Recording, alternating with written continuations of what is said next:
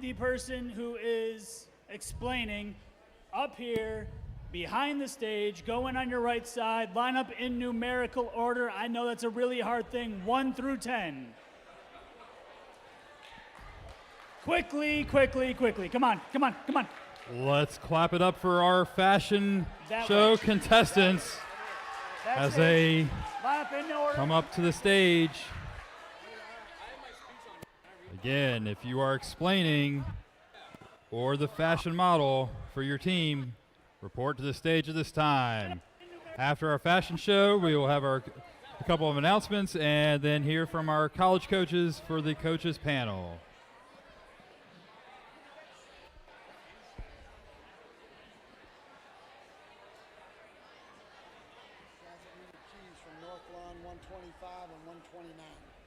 Gentlemen from North Lawn, 125 and 129 who needed keys.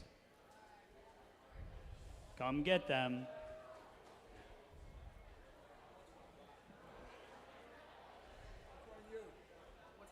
There you go, that should be it. North Lawn, 129. You don't have a key, you can't get in. You're going to, oh, okay. I thought we were going to sleep outside again. Come on. Hey, I need you up here. Who's explaining? Who's your guide?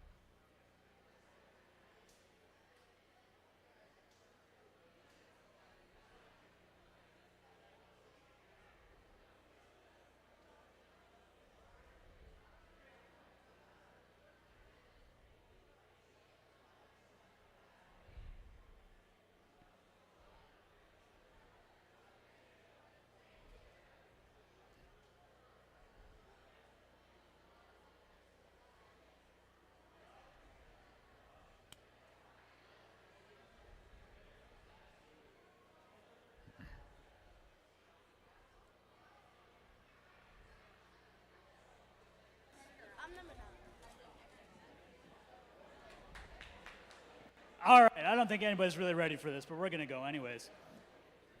Mentally, you can't get ready for what you're about to see.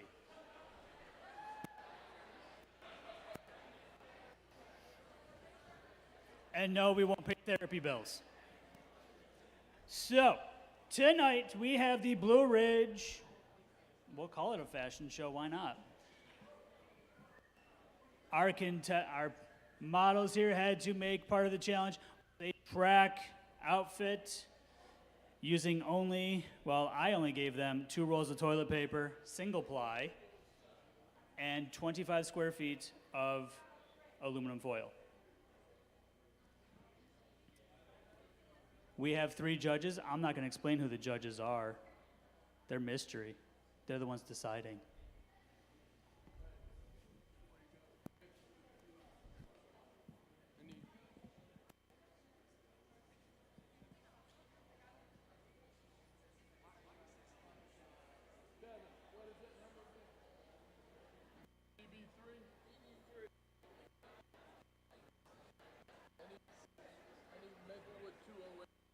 Maplewood 208. See Coach Sowers. Oh, whatever. Group 6, you're still on my bad side. Hey, Group 6, do we have everybody? Everybody's here? We sure? No, he's gonna walk in like 15 minutes late again? All right, let's bring them out. Group 1.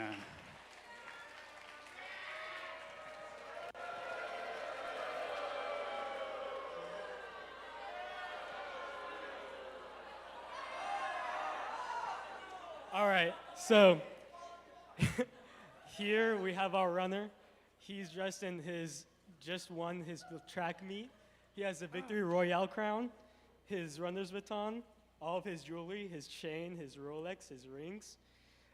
He had a Speedo on along with his jersey, but he ran too fast, so it all just fell off.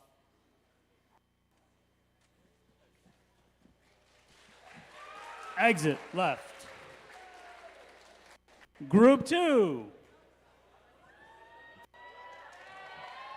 Group 2. Thank you.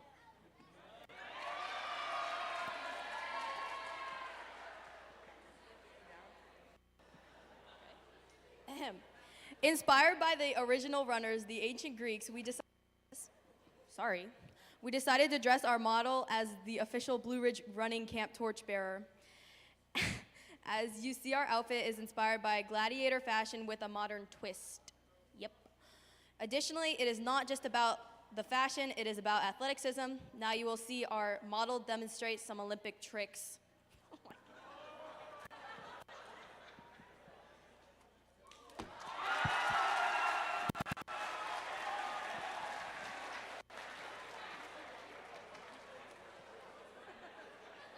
You forgot something. Group 3.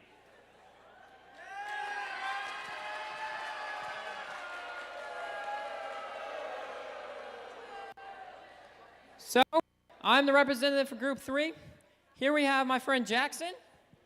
As you can see, he has a crown with wings. Then he has the singlet and our belt. And then he has our mountain spikes with wings as well. So today he competed in a 5-mile race up a mountain to Olympus. As you can see, he won. So yeah, this is Jackson.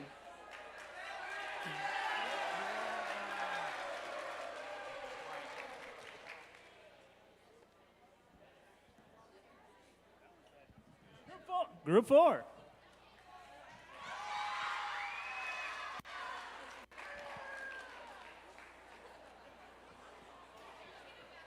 This is Noah Lyles Jr. This outfit reimagines the modern athletic wear look. The fabulous headband is specifically designed by our top scientists to stop any sweat from getting to your face or lower head, leaving the runner's face bone dry. Make sure to moisturize before you wear. The watch and the heart rate monitors are synced together to track the wearer's every vital sign to make sure we know when he's unconscious, not just sleeping. The skirt has been designed so that you can really feel even the slightest of breezes, especially where the sun doesn't shine. The spikes are carbon and rubber plated to guarantee the ultimate stride. Use with caution. We cannot control whether you slip or not, okay? He's topped with our special blackout glasses that completely eliminate sunlight. As a matter of fact, they eliminate all light, okay? So be careful when you're running. The belt has been equipped with ultra-tight pockets to keep gels, salts, or any other stimulant of your choice. Don't use illegal substances, okay? All these upgrades make for the perfect winner, as you can see, with his first place medal and his New Balance Nationals bag.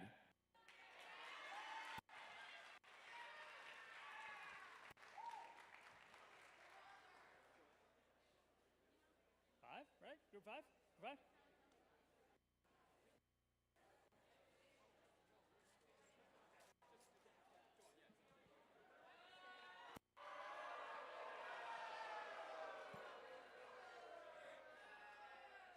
Our model has all the track equipment. Bows symbolize love, affection, celebration, because we will be celebrating when we win this challenge. The medal on his neck is there because it shows confidence that we are going to win. Braids because he's a pretty princess, obviously. And he's wearing a 5 because it symbolizes that our team is going to kick your asphalt. We did the spike shoes because we brought our spikes to Blue Ridge Camp. There are compression sleeves. The sunglasses are there because we're the chillest and coolest team.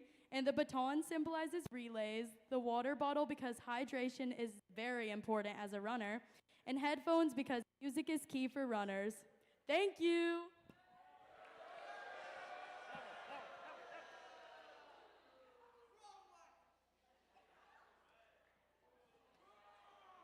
directionally challenged. Group 6.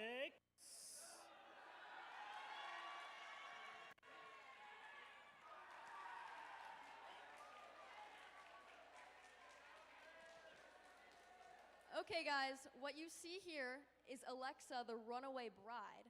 So here, he has his beautiful veil that sadly he won't actually be able to use because he ran away. Here's his beautiful necklace. It's really expensive that his ex-husband gave him. That's the ring he just threw away, oh no! Then here we go, super practical running outfit / bridesmaid's dress. We have a really beautiful belt here situation, beautiful straps. And you can't forget the spikes, which are also functional heels for Reddish Knob. So, that's it. Yeah. Get your trash.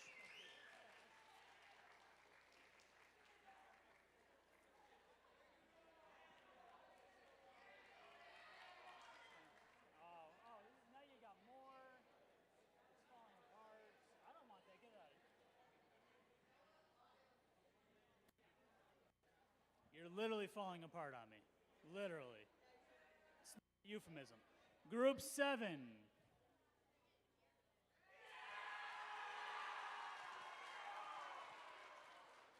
Our outfit's inspired after the Greek messenger who ran from Marathon to Athens to declare the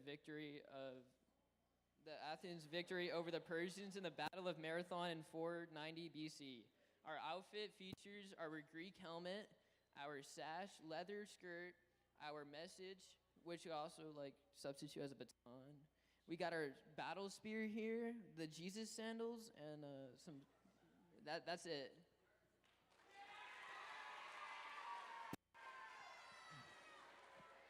All right, Toby, get out of here. Don't the actual guy from Marathon. Don't die. Seriously? You're going to stab me in the back? Literally in the back. 8.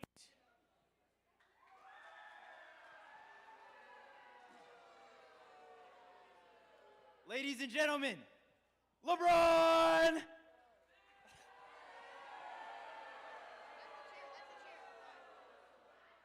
Okay, so this is the special Nike tracksuit. It comes with a cape, and this is what LeBron used. Oh, it also comes with a halo. He used this to win the special Space Jam Invitational, and that's our story. This is LeBron. Give it up for LeBron, boys.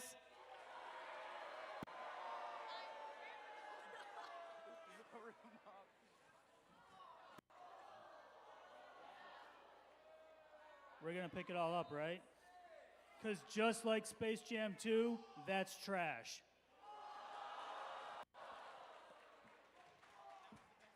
Okay, let's go. This is Foil Hawker. Yeah! Frozone said, "Where is my super suit?" Don't worry, we found it. This is the Nike limited ultra speed suit. Fast and foil wrapped. This baby right here, 100% wind resistance, 0 drag, maximum crinkle. Yeah, that's the sound of science. You show up in $300 Alpha Flies, cute. I show up in Nike Airfoil to Aura Farm. Because greatness doesn't ask why. It shows up, wrapped in Reynolds wrapped, and drops a VO2 max of 67. Like it's no big deal. Hey, we done. Not sponsored by Nike, not approved by science, powered by delusion.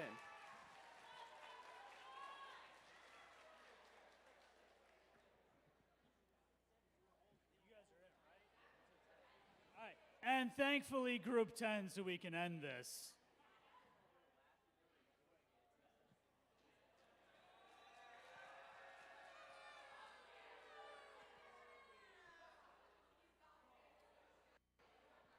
Can I get absolute silence in here?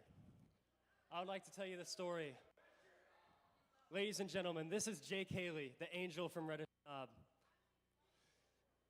As you can see, for Team 10, he is a 10 out of 10. You can see the wings as he flew down to save us. These 2 tears, he saw us suffering, man. He saw us. He cried. He felt it he felt it inside of him. These feathers is how we floated down.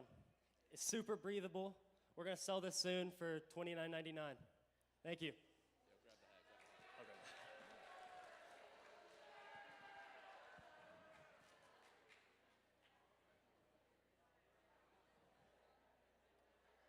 I don't know what to say.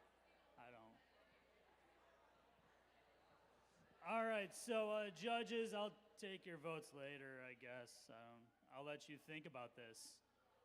Not for too long, because it's not going to go good the rest of the night. Do we want to do Instagram winners real quick, Coach Walton? All right, well, let me go run and get the gift cards then.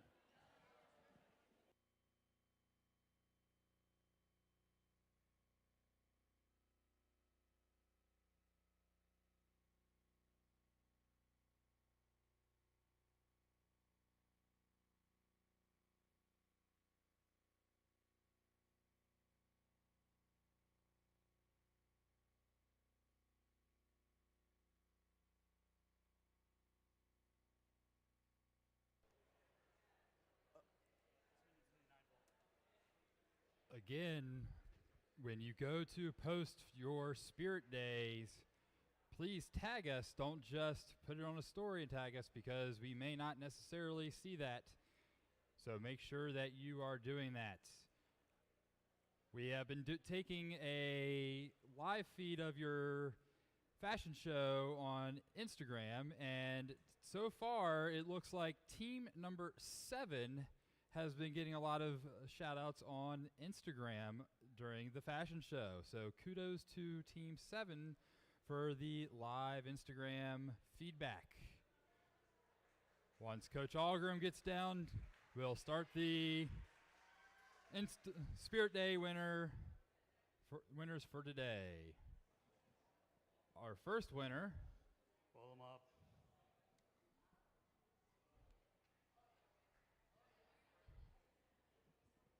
Come on up. We're not going to play the video. Aw, you can go to Instagram and watch the video. No, it's only a screenshot. Yeah, go to the post. It's in the story. It looks like team number 2 and 3 are also getting some love on Instagram Live right now. Team 10 has picked up some online votes. Gabe, you are spamming the live feed with the repeated number 3s. I know your group appreciates that. Here's our next Spirit Day winner. Fantastic 5. One of you.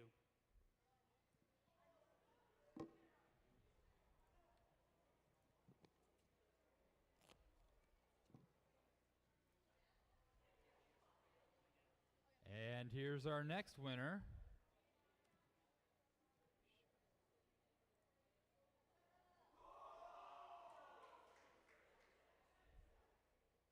Don't say it.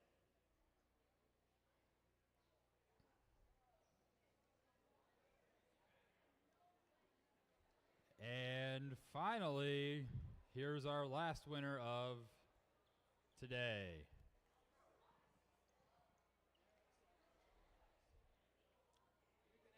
Somebody from this group.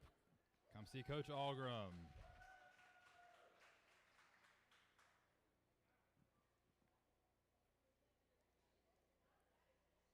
Again, we are going to be ending our Instagram live feed, so if you really want to watch this fashion show again, check out the Instagram account, and we will check in with more live voting on the Instagram accounts. You had upwards of 60 people watching this live feed at one time, so nice job.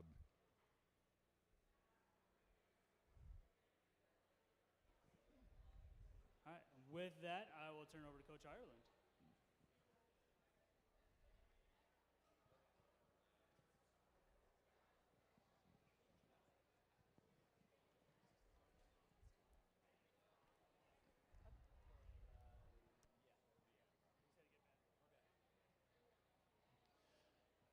All right, how we doing?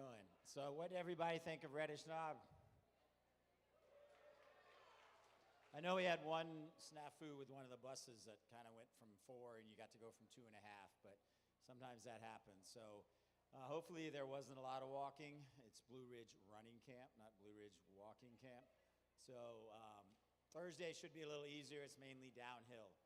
All right, this evening for you, we're continuing in the idea of giving you more knowledge about the sport. We've talked a lot about helping you become better physically, how to run better, things like that. How many of you in here right now have ideas of running in college, the next level? Whether it's D1, D2, anything, what are you even thinking about it? Okay? What we have tonight is a panel that's going to help you understand how the college process works, how the recruiting process works, how to reach out to a coach, what they're looking for. We have coaches at different levels, D3 and D1. Okay, they're going to come up here and join us, give you a little information about their programs and in general how the process works and allow you to ask questions. And this covers the whole gamut of what's going on, because especially in today's changing landscape, you guys familiar with what's called the house settlement? That's changed the recruiting process tremendously, and we don't know what's really going to happen in the next 12 months, and that's something else we'll talk a little bit about. But first I want to bring our 4 panelists up. If you gentlemen could come down and join me.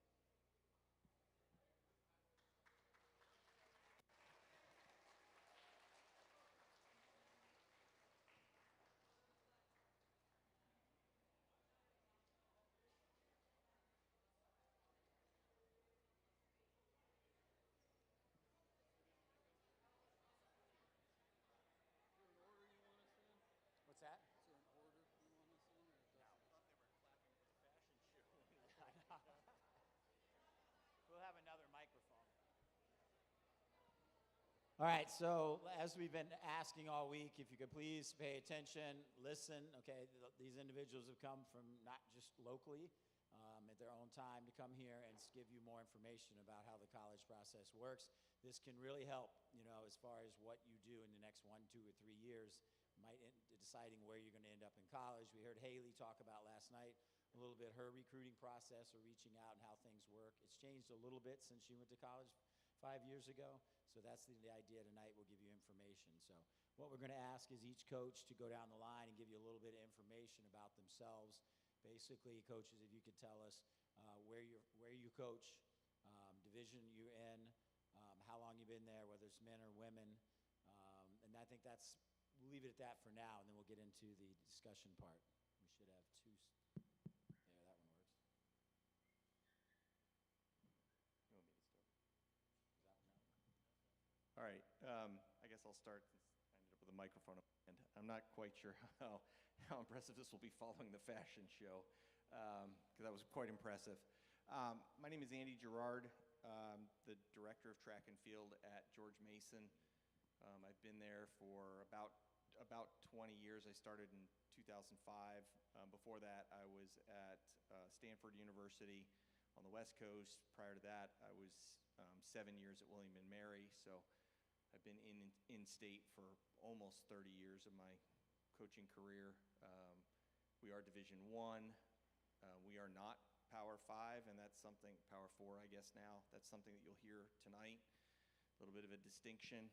I am the director of track and field, so I oversee all events, but I actually coach 800 meters up through 10,000 in cross country, and then I have the good fortune of working with a professional marathoner as well, a post-collegiate young woman who's actually a Virginian. She went to a small school in Falls Church. I think it's Meridian High School now, but anybody from Meridian? Susanna Sullivan. So she's an alumni from your high school. She's going to be representing the U.S. in Tokyo in the marathon. So a couple weeks. So I get to work with her as well. So I technically coach up through the marathon. You just want us each to do introductions? I'm Tyler Wingard. I'm the director of track and field and cross country at Christopher Newport University. Going into my 20th year there. Prior to CNU, I was in Indiana, coached at Valparaiso University for 6 years. Prior to that, a few years as an assistant coach at Pacific Lutheran University out on the West Coast, out in Tacoma near Seattle. Coached high school, Division III, NAIA, Division I, back to Division III again. So kind of the full spectrum on it. Most of my career, I've coached in the sprint, hurdles, and jumps and throws area.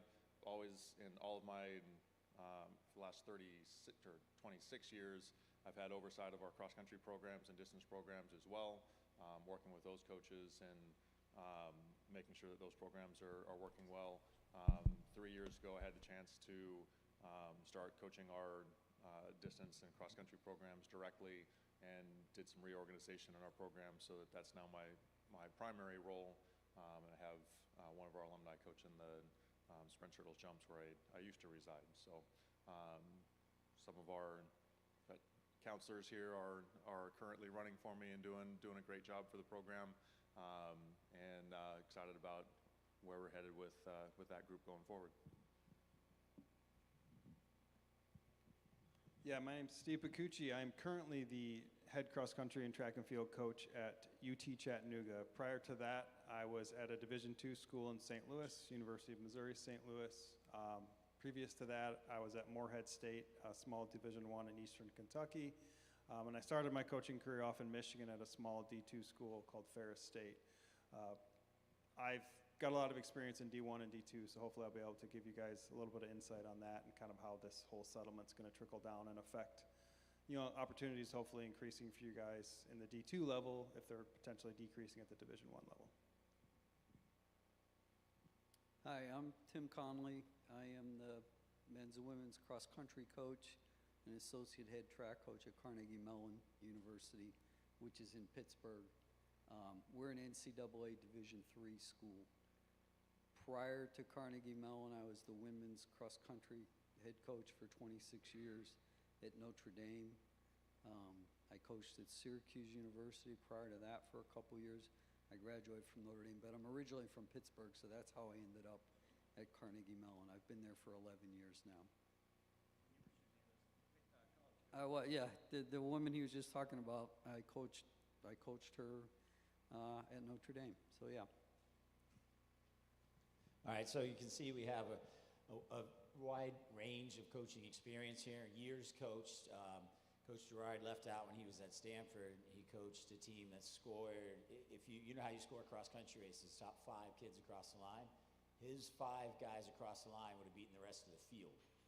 So if you took his 5 and you took the next 5 guys on any team across the line, Stanford still would have won. It was the lowest score, I think, with an All-American team ever, right? Yeah. Yes, because you think UTEP scored with 17 once. What did you have, 24 or 25? 23 points. Yeah. So what we'd like to ask now is kind of go walk you through, and coaches, I know I didn't prep you on this, but it'll be pretty easy. I want to kind of walk through, you can give them an idea of what you would expect from someone along the way. So we'll start off, okay, what would you tell our 8th and 9th graders in here?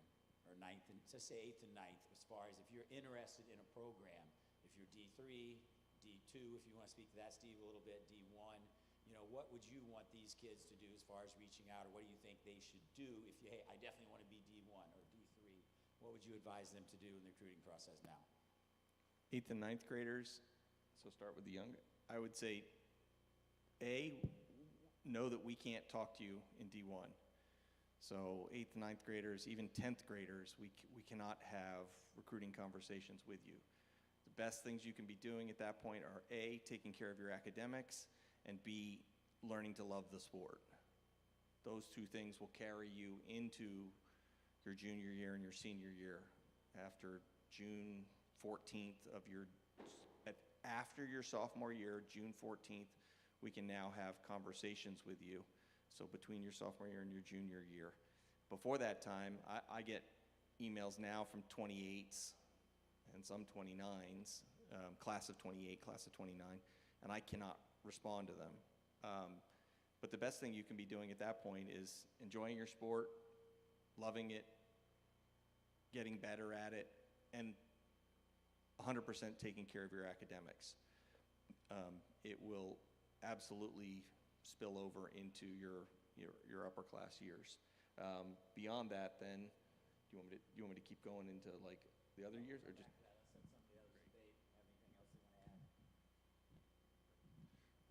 Yeah, just piggyback on that.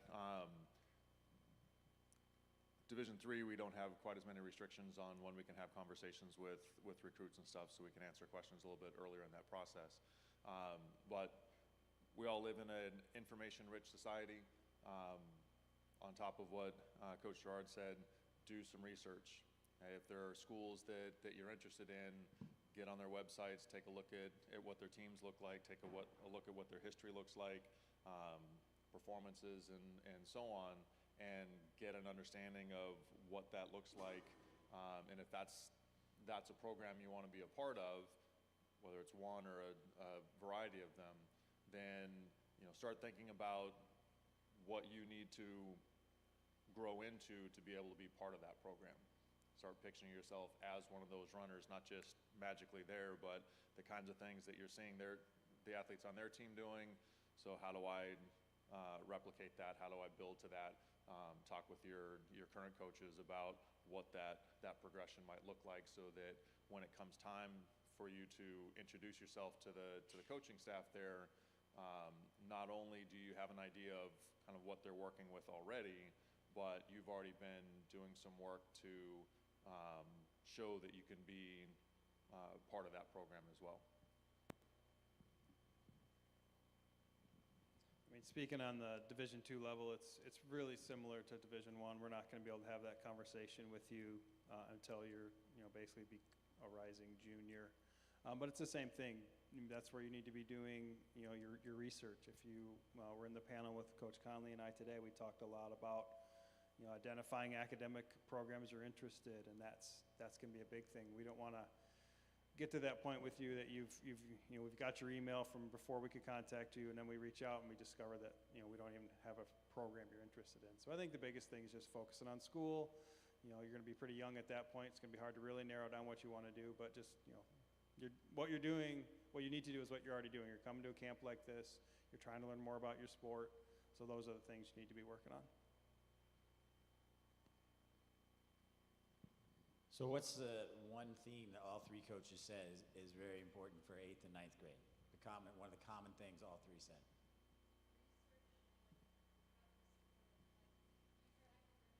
Yes, that's what I was looking for, academics. I remember when I was running at Woodbridge High School back in the late 80s, there were guys in front of me that I knew had horrible academics, and my parents were like, you got to get good academics. I'm like, no, I don't, they don't, and they're getting scholarships. To have academics, you don't have to go to a great academic school, but it opens all the doors. Then you can choose. Having strong academics goes a long way. Yes, you can still get places with lower academics, but when you have the higher academics, more doors are open, and it's just a better way to go.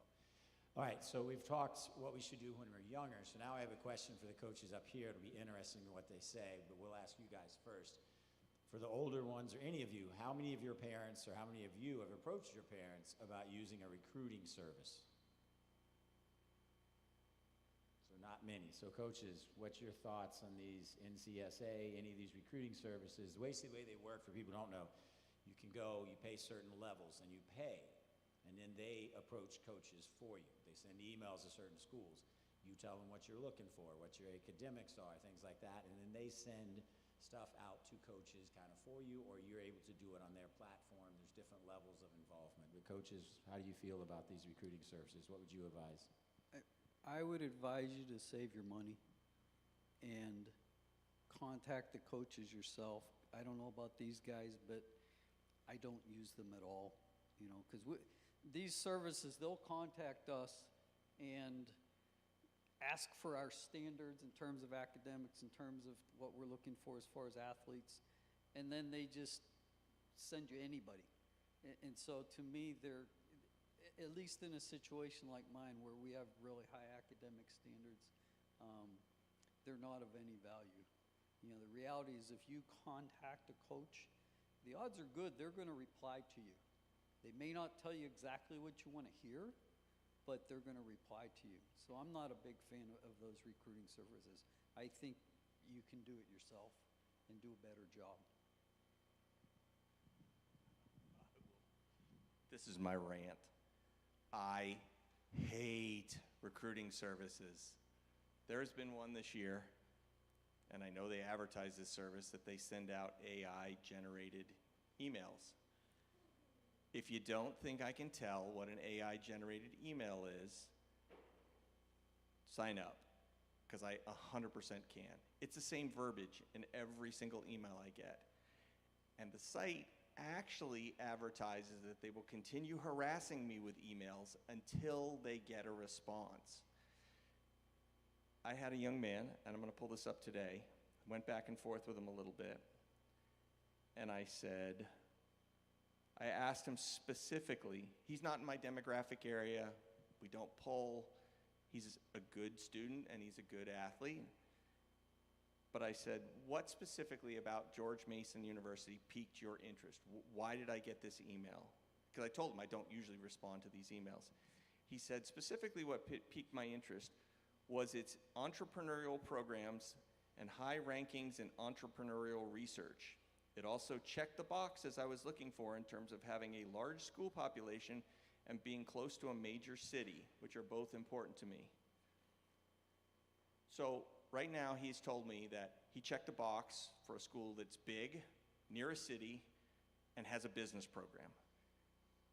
How specific and how loved do you think I felt when I got that explanation? He reaffirmed what I said, which is he knows nothing about our university. I told him, your numbers basically meet what I'm looking for, but why specifically are you interested in us? And he couldn't tell me. He could tell me what boxes he checked on the form that he filled out, but nothing beyond that.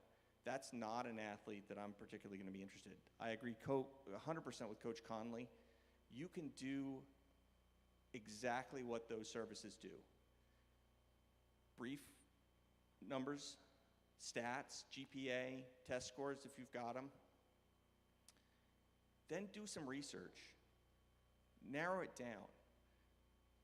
Close only counts in hand grenades and horseshoes, right, in recruiting.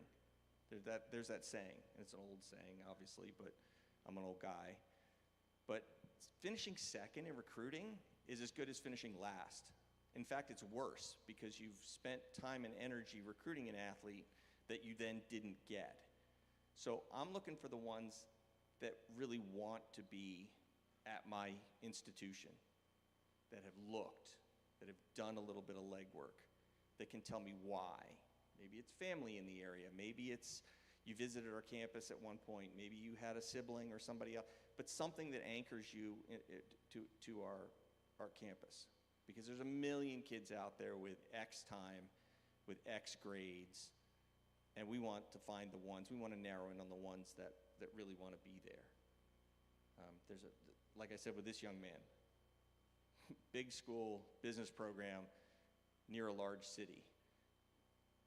That could be UCLA, that could be University of Washington, that could be 400 schools, but he has nothing really to link him there.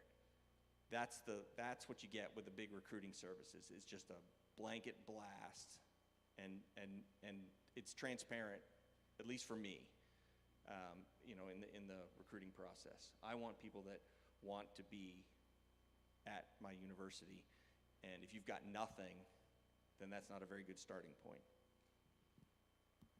A little bit to add to that, and yeah, recruiting services and coaches, once you become a coach on a staff, your account immediately gets spammed with every recruiting service that finds your email. So we do get lots and lots and lots of emails with lots and lots and lots of profiles and names and so on and so forth. One thing to look at if you do feel that you need some help in figuring out how to navigate. There are some services, not usually the ones that are trying to get all the money out of your pocket right away, but there are some services that are focused a little bit more on educating you on what the process is, and then helping you work through it. As Coach said, get all kinds of emails that are just auto-generated, and it's exactly the same email from every single prospect that I get from that service. But there are some services where they kind of help guide the athletes in their system to actually write the emails themselves to the coaches with the right information and sometimes the order. My niece just graduated from Hawaii Pacific, played soccer there. She was kind of hesitant about how to actually go through the recruiting process, so she picked my brain a lot on it. Asked me to read the email that she sent the coach to introduce her and get some information about the program. And it was a beautiful high school senior run-on sentence for about 15, 20 lines that started with all the reasons that she was scared to write to him, and then down at the bottom was like, by the way, I'm a pretty good defender. So, you know, she needed a little bit of help in figuring out how to actually create the conversation and get the coach to actually want to read and respond to that letter. So helped her out with that. So those, when you're looking for getting into the process and looking for resources to do it, look for those kinds of things in the service or with your college counselors or whatever, because ultimately, whether we use the recruiting service information or not, that's not the end of the story. None of us are going to get an email from a recruiting service saying this person is interested because check those boxes or whatever and has these stats and say, done, recruited, here's your scholarship, see you next fall. There's a relationship that needs to be built. And relationships start with a first conversation. That first conversation starts with you. So, you know, if you need help figuring out how to start that conversation and get the coaches interested in conversing back to you, that's the kind of resource and support to really lock into. So let's stay with this email thing. How many of you have sent an email to a college? All right. Look, back it up a little bit. How did you, most of you, I'm assuming, I ran where you guys were and all these guys were. How do you get these colleges interested? You probably sit around and talk to kids who graduated from your program. Where'd they go to school? What's your program like? Coach, where do you recommend? Things like that. You start asking questions. So for our panel up here, if you kind of had to rank, when you get this email, what's the best thing someone can, well, first, when you guys have, for the ones that have sent an email to a college, did you go on their website and look at their standards? Right, because I've gotten emails say, hey, I've run this, I can help your program, and they're 30 seconds away from any standard we have. And right away, that puts you in a bad category. No, you haven't looked at our standards, you haven't looked at what we do, you're just writing a blanket email, So, you do your research, but I don't want to speak for them. I want them to give information like, yes, if they have your standards, let's say, or if they don't, let's focus on someone who might be a little off. What's the best thing they can do to pique your interest that would not just get rid of that email, that'll keep them alive, per se? What do they need to put in there to get you on the hook to stay with them beyond what they've run? As I said, hit the basics, where you're from, performances, numbers, academics. Those are the three pieces I want to see probably in the first paragraph or so. I've run this. These are my times. I've got a 3.8 GPA, or I've got a 3.3 GPA, et cetera, and then, probably before that, I'm a rising senior at X high school. One of the funny things about one of these recruiting services that always peeves me is that they don't even tell you where they're from. They do include the profile, so your athletic.net profile, there's a link there, but I don't even know where these kids are from, so I end up looking at the prefix, the 3-digit on the first phone number to try to figure out, is this a local kid? Is it a 571? Is it a 757? Is it a 703? Is it an 804? Is that ones that I obviously recognize in the state? But the big key for me, and I will tell you straight up that I'm probably a little different than a lot of Division I coaches, because I recruit on fit and intangibles way more than on times. I've had, how many of you have been here? I think Mason Love was a counselor here last year. Anybody remember Mason? Anybody know what his high school PR was in the mile? 4:31. You know what he ran last year? 29:35 for 10,000 meters. I wrote to him, I called him the first time because I'm at George Mason University and his name was Mason Love. Simple as that. I said, I can't not call a kid whose name is Mason Love. I had a great conversation with him. I liked him. I thought he had lots of intangibles. Didn't have the times, but I thought he had lots of intangibles. Brought him on campus, fit great with our guys, fit great with me. Said to me at the end of the conversation, he said, Coach, I know I don't have the times, but I would love to be a part of this program. That's who I look for. we've had a long history of developing folks that were, my best half miler ever was a 158 kid. How many of you have run 2 flat in the 800? 2 flat-ish, plus or minus. By your senior year, you might run a little bit under 2 flat.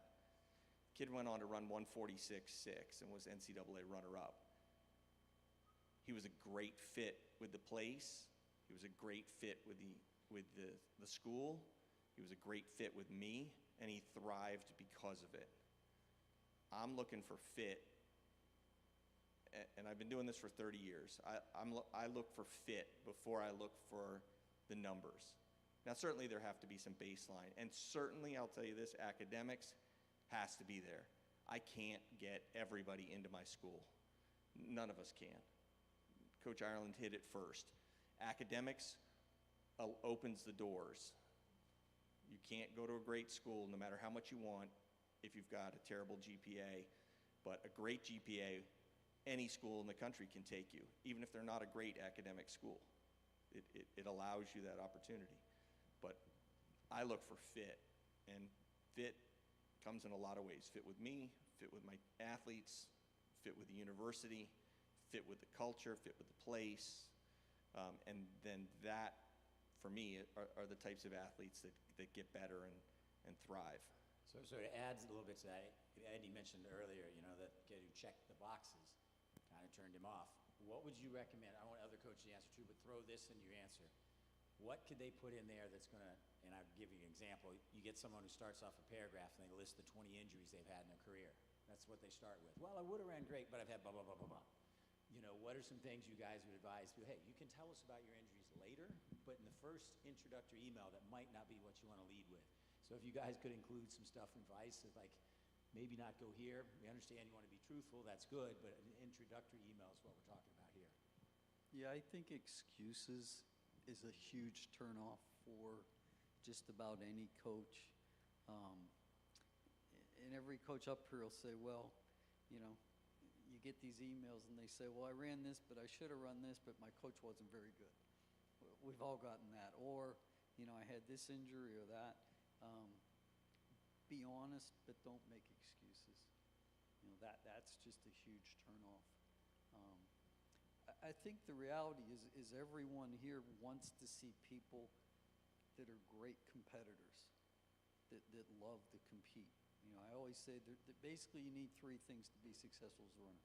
You have to have ability, you have to have a great work ethic, and you have to love to compete. And so if there's a way that you can show that person that you're communicating with that you love to compete, that's huge. You know, because the reality is there's a lot of people that like to run. There's not everybody likes to go out and try to beat people. And that's something that ultimately that's what we're all trying to do. So if there's a way that you can show that you're a great competitor, and to me maybe the biggest thing is how do you perform in big meets? You know, are your PRs from the state meets and the big meets like that, as opposed to some low pressure, dual meet on a Tuesday afternoon? That goes a long way. So that would be the one thing I would say. Just to add real quick to that, I think the other things, like Coach Gerard was saying, is about like what drew you to the university that you might be looking at. So don't just start with PRs or I'm off your standard by X. Coach, I'm really interested in your school. It's got a great nursing program. It's my passion. So start with things that are drawing you to the university, because that's going to show me that you've got some draw there beyond just got to go run for this school. So start with things like that. I've always, mostly been at schools where I'm developing athletes and getting kids that, are maybe not getting a chance at a Division I level. So I'm looking for, work ethic, drive. I'm going to look and see where your best performances were. I'm going to educate myself on what kind of courses those were, so things like that. But I think the biggest thing for me that allows me to kind of maybe look past if you haven't hit my standard is, what's the pull for you to go to my school? Like, what is the connection? Hey, my brother ran that, didn't run. My brother went there, or my aunt was an alumni there. So there's things that you already know about my school before, and that's going to help me to maybe kind of give you a chance. So one thing we've all gotten to, I'm sure, Coach Connelly's got an email say, yeah, I'd love to be at NYU. You know, Coach Gerard's probably, oh, VCU is my dream school. Proofread. You know, I've gotten them, hey, I'd love to be at Harvard. Well, that's great, I'm at Columbia. You know, it's simple things like that that can really put you in a bad mark right away in the process when it's early. All right, so we've gotten to the part now where we're starting to send emails, we've identified colleges. Let's talk about, once you can talk to someone, that first phone call, what are you looking to hear on the phone? When you first call them, you set up a phone call, I want to call you on, you know, August 1st and we want to talk about my school. What are you going to ask them? What are you looking for? What do you want to hang up that phone and know that's going to get you to want to talk to the athlete again? Well, like in our situation is probably very similar to yours at Columbia in that we've got to do some in-depth into their academics. Not just their GPA, not just their test scores, but, okay, what are you interested in studying? Do you have the prerequisites for that program at our university? So that's really that's our first step. And then we'll do academic pre-reads and things like that. So our process is really academic driven first and foremost. You know, but then we'll have discussions, talk about the program, that type of thing. Get people to campus. You know, I feel really good that if people see who we are and what we have to offer them, that you know, that they'll be really impressed with that. So that's kind of the way the conversation goes. But for us, first and foremost, it's academics. You know, again, our standards are pretty demanding. So, you know, I've had this summer, I can tell you, I've had to tell a whole lot of people, you know, unfortunately, I don't think this is the right fit for you because they're lacking something in academically. So that's kind of our process.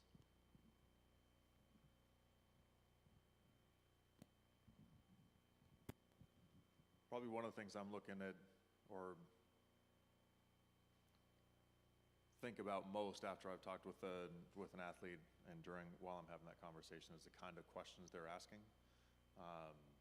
You know, to get an idea of what they're interested in, what they want to know, what they want to hear, in the depth of them as well. There's, you know, obviously it's like, well, what are your scholarship standards? You know, how do you do that? What days do you train? Those kinds of things. Okay, but the deeper questions about, you know, how the team culture is developed, challenges that we're having and working through. So, you know, they're starting to think about, it's like, all right, well, this is a group that I want to join in with. What's my role going to be? You know, how do you know, as we get to know each other a little bit better, how do you see me fitting into that? Those kinds of things, where there's some obvious kind of investment in or picturing themselves in and amongst my team, and, you know, even better, getting to the point where they're starting to think about or ask questions about, well, how do we make that better? What are the next steps and things like that? So the kinds of questions that I get from the athletes goes a long way towards how much farther that conversation tends to go. Right. So who knows when you can do an official visit to a campus? When can a coach offer you to come on campus if any part's paid? Parking, lunch, overnight stays. When can that start? Anybody know? Yes. Yes. You're in your junior year. They changed the rule a couple years ago. You can go unlimited visits. People have different ideas. If you hear this panel, you know, some people want people to visit in October. I don't think any of these people probably want anyone visiting October their junior year. You know, that's like 2 years before you're going to go to college. Some want to wait till senior year. But if you could give us your feelings on, you know, unofficial visits, you know, how those work, those of you can go, any cost. You know, I encourage all of you, if you can get on a campus in the summer, you narrow down where you want to go. You've seen it, the physical setting before you talk to a coach goes a long way. But can you give us a feeling of what would you recommend about these official or unofficial visits, when, and how do you go about them? Unofficial, as soon as you can, go see as many different campuses as you can, get an idea of the variety that's out there. There's a tremendous range of options that you have as far as college atmospheres and so on. Until you've seen them, you probably haven't even been able to imagine some of them yet. Obviously, we have an idea what the big university campuses are like, UVA and Tech and things like that, but what the smaller campuses look like, what kind of vibe that gives you, and so on. So the more of those you can explore, even even if it's not a school that you're actually interested in going to, if the campus is nearby, go hop on campus, walk around, see what it looks like, ask some questions, and so on, because that's just information about what colleges might be like for you. So those don't, unofficial visits, just go see, talk to admissions people, whatever. If you can get a hold of the coach to say hi and that works out, timing works out right, that's great. As for official, yeah, we usually wait till senior year for a couple of reasons on our part. One, we're deeper into the process, so we've got a better idea of whether or not you're going to be a decent fit for the university and for the program. You have a better idea of whether or not our institution is one that actually makes sense to you, so you want to invest the time in to come and see it. More of the people we have on the team when you come in to visit are still going to be there when you arrive on campus as a teammate the next year.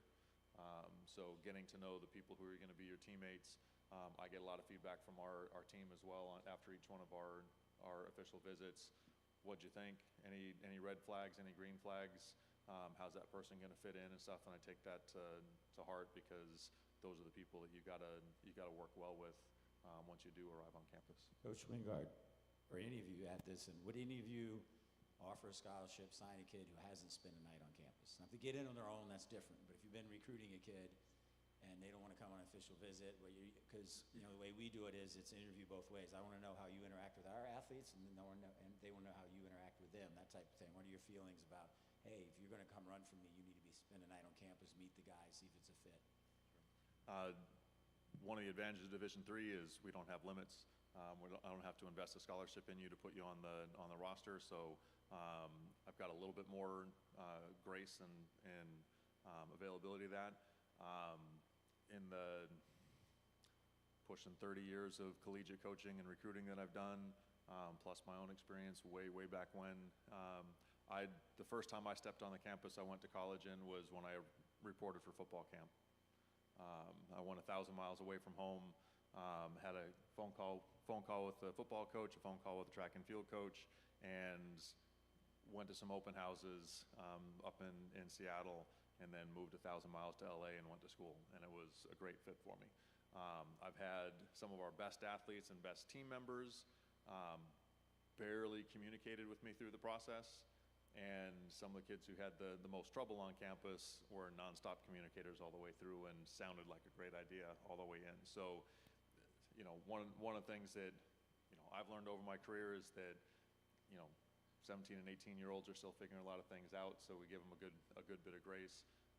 And again, because I don't have to commit a scholarship to you to be on my team, a very limited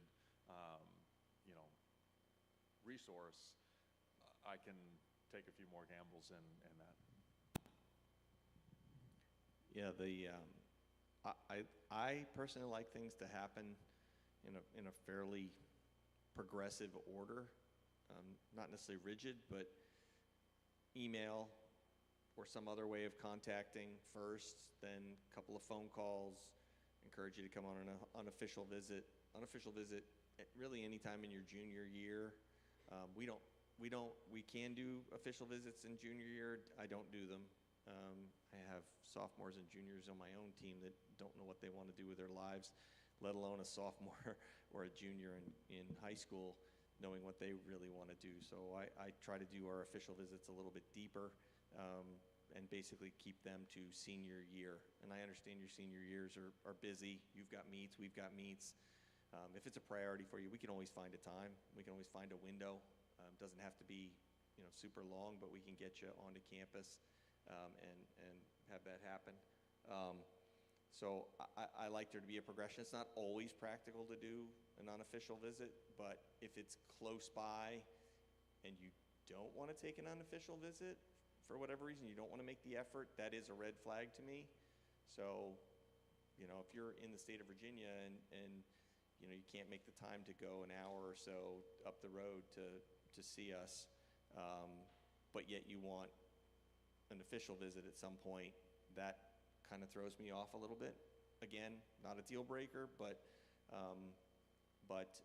certainly like to see some level of investment on your part to check us out.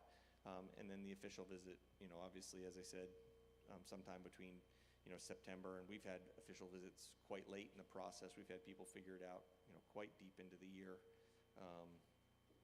Even May and June in some cases, after the deadlines. I know some, the Ivy League schools have deadlines that are quite a bit earlier. Ours is one of the advantages we have is our deadlines are quite flexible.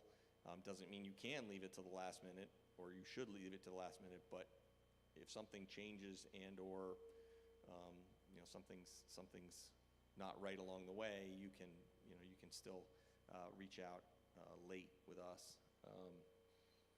Did that answer the question? Okay. All right, so this is another big thing, as Coach Gerard is, and some of these answers could be repetitive because they fit in a lot of boxes, but what are you looking for when that athlete is in front of you? And like an example, we had this, I was just in a track clinic last weekend, and one of the coaches told a story how the athlete was an athlete, recruit, and his mother, and at some point during the conversation, he told his mom 3 times to shut up. The coach right there ended the visit. He said, "You're not a fit for our program, sorry." So what are these things you're looking for when these kids come on campus with their family, with their relatives? Kind of what gives you, to Andy, your point, you're looking for a good fit. What are you looking for? What are some things we're kind of cautioning you want to be when you are on these visits in front of these coaches? And I understand, I've worked with distance runners for 30 years. I understand introverts. I'm one myself. I'm not super comfortable, believe it or not, sitting up here in front of all you. It's not something I'm ever been really super comfortable with, being in front of people. But exhibiting a level of engagement when you're on an official visit, right? Engagement with the coaching staff, engagement with the student athletes, engagement with what's going on. If you're going to class and you're just basically looking like you're bored the whole time, and I understand classes are not always super exciting. I'm sure talking with me is not always super exciting, but if you're nodding, looking off, playing with your shoes, texting on your phone, to me that's like, all right, well, you don't have the time for me. I don't really, have the time for you. I want to see you engaged with our student athletes. I've had kids visit that sit there on their phones the whole time, and I get feedback from my student athletes and said, how was he? Well, he was texting the whole time while we were there. I couldn't really get him to, open up or answer. Big red flag. You've got to have some level of, you don't have to be super talkative, but you got to be engaged. You got to be interested. You got to be connected in some way when you're there. It is a two-way interview, right? You're looking at us, but we're also looking at you as far as the do we want to be working with this person for the next 4 or 5 years, or am I going to be sitting here in 2 years talking to you about something I'm excited about, you running at the conference meet, or you doing X in training, or you having this meet coming up, and you could care less. I want to see some level of connection to the whole process. I think for me, a lot of it is I'm going to watch you, and you probably don't think I'm watching you. So I'm going to be looking at how you're interacting just on the whole visit as we're walking around campus. As someone who's generally a quiet person themselves, I'm going to be kind of sitting back and watching you more when you don't really think I'm watching you. So I'm just going to be looking at how you interact. Are you polite? Are you courteous to the academic people I'm having you interview with? But then, as Coach Gerard said, I'm going to ask my team. And I'm going to rely heavily on them and on their input. So, hey, is Tim going to be a fit here? Is he going to really be able to, kind of mesh with you guys? And, they're going to be honest. They're going to be like, maybe not. Or we're like, yeah, we think he's going to be great. So it's just, be yourself and just really try and, get any questions. The other thing I like is when kids have done their homework. So they know about the university, about the school, and you're asking questions that show that they've actually, done a little bit of research. And I think one thing that I look for is I want to know that kid really wants to run, that running is really important to them. You know, it's not just something they're doing because mom and dad want them to do it, or, you know, they think they're going to be bored. You know, the thing that we talk with our athletes about literally every day is, look, your top priority here is academics, but your next priority has to be running. And so it's really important that I get a feel from that person that, yeah, this is really important to me. I have big goals. I have big expectations for what I want to achieve as a runner in college. And so that's, you know, that's really critical. And again, our athletes are going to get that feel spending time with them. Yeah, I think he wants to be good, but I'm not sure. Now, understand that we won't bring anyone to campus for an official visit until they've been vetted academically. But, you know, like during the summer, I probably meet with 15 people a week.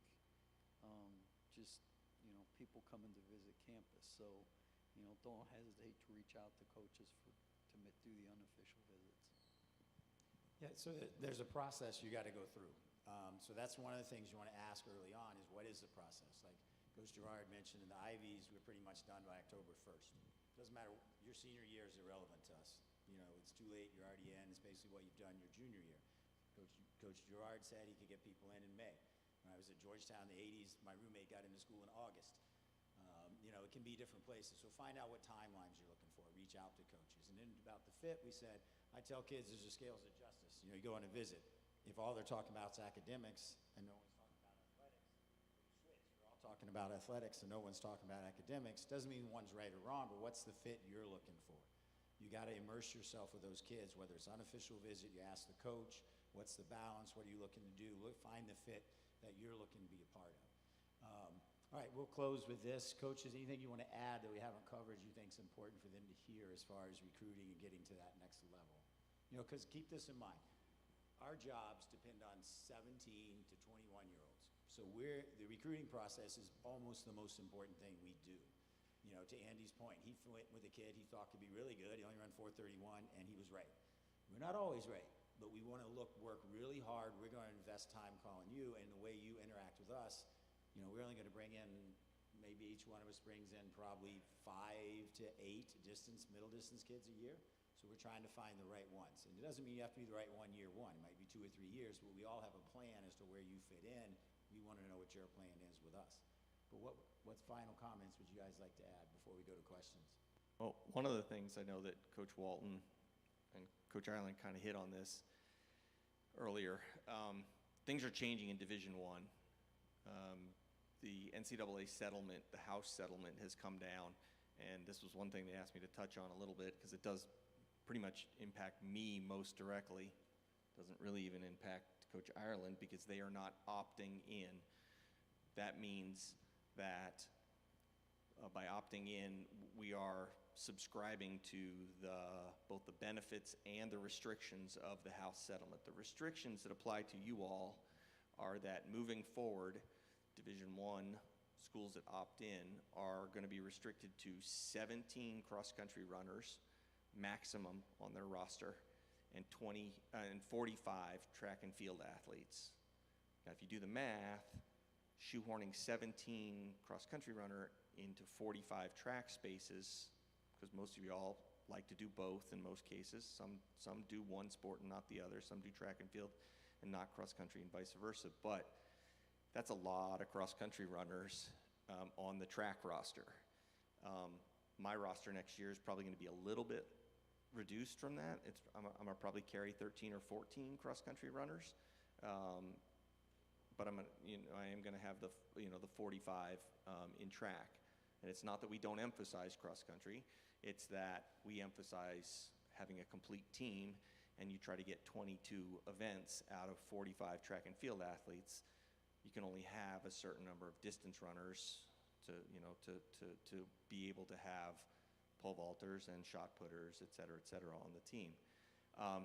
There are some of the Power 5 conferences, Power 4 conferences have said, I'm not sure that they have completely gone into this at this point, but they've advertised that they're going to go down as low as 10 men on a cross-country roster and 25 on the track roster, or even 35 on the track roster.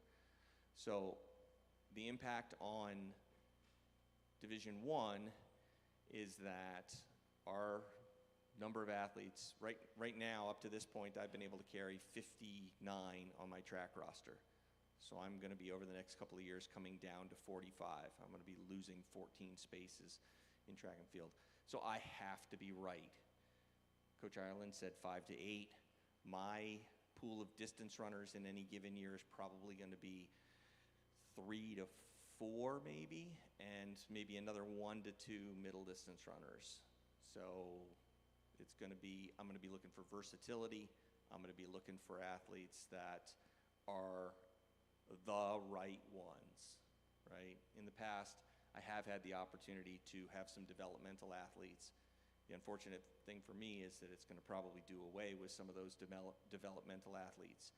And the good news for some of the folks that's sitting on either side of me is that there are tremendous opportunities in Division II, tremendous opportunities in Division III, where they are not going to be subject to some of these limits. There are great coaches at all those levels that may be a good fit. So some of you who think Division I, track and field is probably, track and field and maybe swimming, maybe another sport or two that I'm not thinking of at the moment, are probably a couple of the sports where division doesn't matter. And I'm going to say that as a Division I coach. Feels like I'm shooting myself in the foot, but in all honesty, if you run fast, you can do it in Division III. You can do it in Division II. We line up against D2 athletes, great D2 athletes. We line up against great D3 athletes, and sometimes my athletes get their asses kicked by those folks in the smaller divisions. They're great coaches. They're great opportunities there, but just be aware that you want to keep your options open and look at it, and know that the opportunities in Division I are getting harder to find. So you want to probably perhaps even broaden your search a little bit and consider some schools you might not have thought about, in the process when you're starting your search.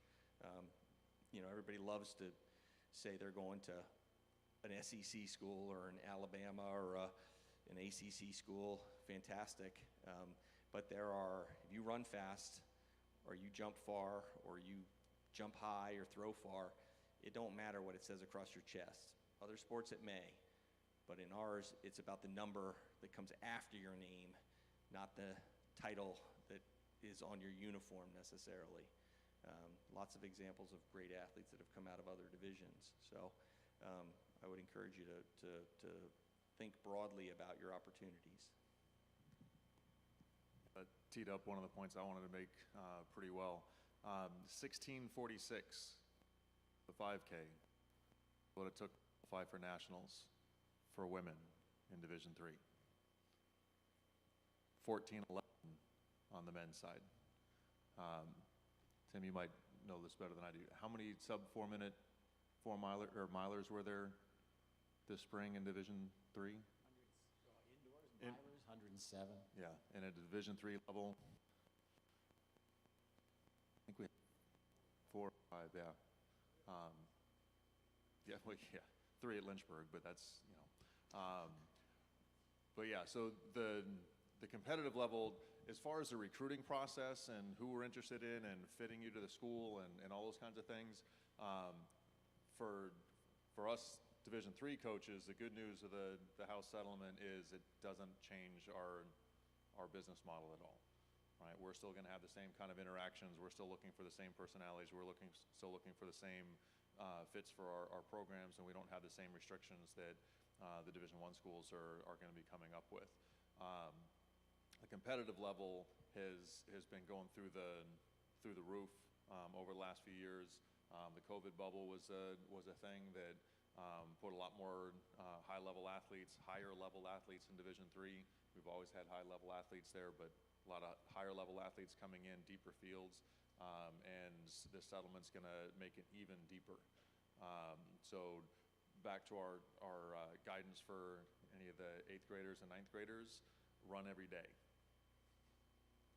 Not every don't just run in season, but you've got to be really consistent and really persistent with your training. You've got to find a love for what you're doing, and imagine yourself improving a lot to be competitive, because that's the nature of our sport. It's just getting more and more competitive, and if you want to keep up, you got to do the work.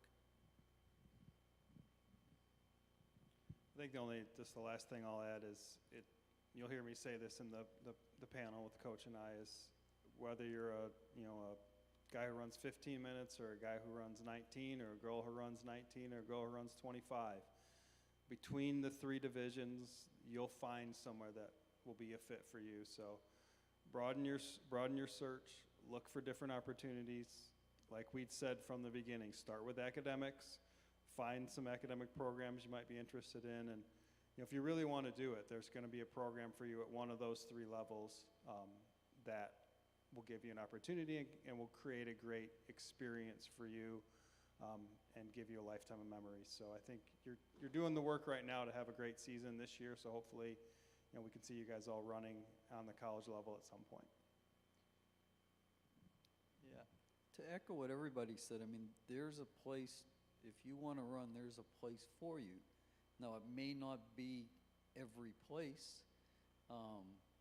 The other thing I would say is don't be, and I said this in our mini session, don't be fooled by labels.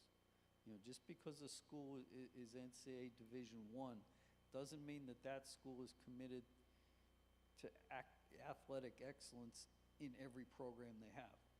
There's a whole lot of D1 schools that have cross country and track just so they can have a bare minimum number of sports. Don't assume that just because a school is NCAA Division III that it's just kind of all fun and games and about participation. I mean, there's a whole lot of Division III schools, like Coach said. I mean, the times to qualify for NCAA are off the charts compared to what they were even 5 or 6 years ago. But there's a whole lot of D3 schools that there's a huge commitment to athletics and very good coaches that are committed to seeing their athletes achieve their full potential. So don't limit yourself by labels. Figure out what's best for you academically. Figure out what's best for you in terms of athletics. That's all I would tell you. All right, so my last comment before we open to questions, I think all these coaches would agree to me, if you want to run in college, running for a coach that you like is great. But I don't think any of us would advise for you to pick your school based on the coach, because that coach might not be there. You might not be able to run all 4 years. You got to put a lot of things into play, because you might be absolutely ecstatic to be at practice every day with that coach, that you're miserable when you go back to your dorm or when you're sitting in class or when you're walking across campus because it's in a place you don't want to be. So you want to find a place that can check all the boxes, but coaching and running is a big part of it, so you factor in, but make sure you get a place where you feel you'll be at home if the running world doesn't work out. Both of those factor in. All right, so what kind of, it's getting late. You guys done a wonderful job of paying attention. I kind of watch, see what you're doing. You've done a great job tonight. But what kind of questions do we have, and we'll get you out of here? Anything? You can go ahead and shout it out, raise your hand. Any questions? If not, we'll go get pizza. Any questions? That means we did a good job covering everything, right? All right, thank you guys. Let's give our panelists a round of applause.